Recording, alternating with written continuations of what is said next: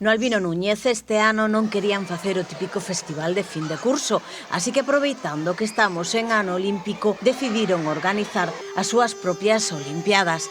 Esta proposta nace dun proxecto no que todo o equipo do centro se involucrou, unha viaxe polo mundo na que traballaron durante todo o curso. Todas as actividades complementarias e extraescolares pois iban dirixidas un pouco a coñecer o mundo. Cada aula e cada nivel escolleu un país do mundo e foron traballando sobre ese país do mundo e explicándolle aos outros compañeiros pois as características básicas. Lógicamente, se uns alumnos de infantil pois escollen China, como escolleron, por exemplo, pois cousas moi básicas, pero que ao final, pois, xa hasta un neno de 3 anos nun mapa mundi sabía situar onde estaba China e os outros países que estábamos traballando. Hoxe cada clase convidaba ao resto a participar nun xogo típico dese lugar do mundo que estiveran estudiando. Es de Japón y se llama Yatori y hay que intentar pasar las manos por sitios para hacer una estrella.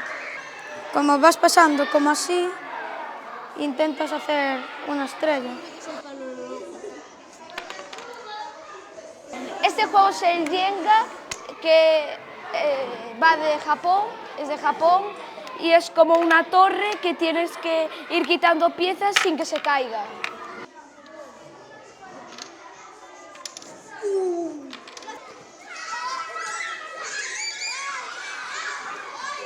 O xogo se chama Cola de Dragón. Mira, el primero tiene que poner la máscara y el último tiene que poner la cola. Y el primero tiene que quitársela la cola al último. Esta viaxe polo mundo non se quedou nas aulas, se chegou tamén á cociña e ao comedor. Entón consistía en que cada mes pois probábamos un sabor dun dos países dos que temos nenos aquí. Pois foi o mes de Portugal, o mes de Venezuela, o mes de Perú.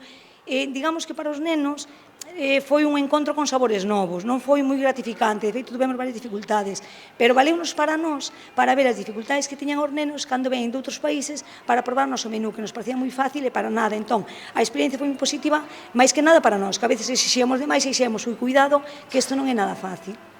E un poquinho pois foi iso, non? Desde o comedor pois acercalos a distintos sabores, tamén traballar o vocabulario de menús, de alimentos de outros países e aportar un poquinho ese proxecto integral de todo o centro.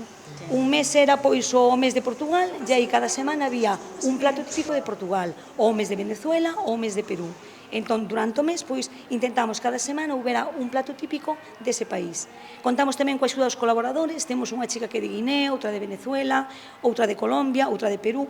Entón, eles foron os que axudaron os cociñeiros no seu momento a ver como se facía ese menú. Viaxaron polo mundo a través dos sabores e as texturas, pero ademais, neste espazo puxeron en marcha outra iniciativa, a Boa Onda.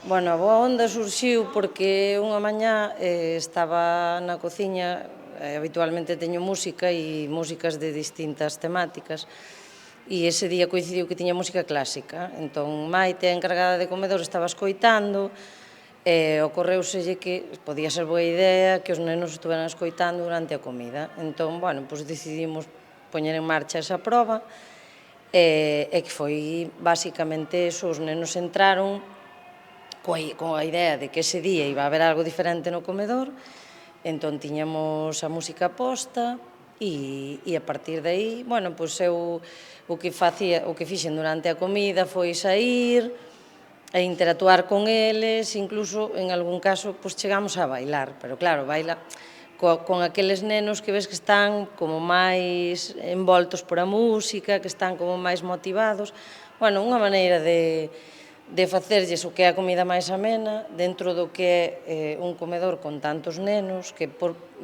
baixiño que falen é moito barullo e é complicado. A música como ferramenta para eliminar as tensións que moitas veces se viven no comedor da escola e que son moi difíciles de suavizar. Que o que sí que podemos é intentar mostrarlles maneiras de comunicarse entre elas ou de disfrutar da comida de forma como máis lenta, como máis pausada, como máis Bueno, pois sí, que pode ser o noso momento de contrair, o noso momento de falar, pero igual non teño que falar co da mesa de máis alá, senón que podo aproveitar e falar con este neno. Unha das cousas que eu vin aquí neste comedor foi que os nenos están intercalados, grandes con pequenas. Entón, podeste encontrar unha grande dándolle de comer a unha pequena, que iso en outras escolas non é así. Entón, iso que fai? Fai que tú non estés sentado co teu compañeiro de aulas ou co teu amigo e estes falando con outro neno que ao mellor non tes tanta afinidade.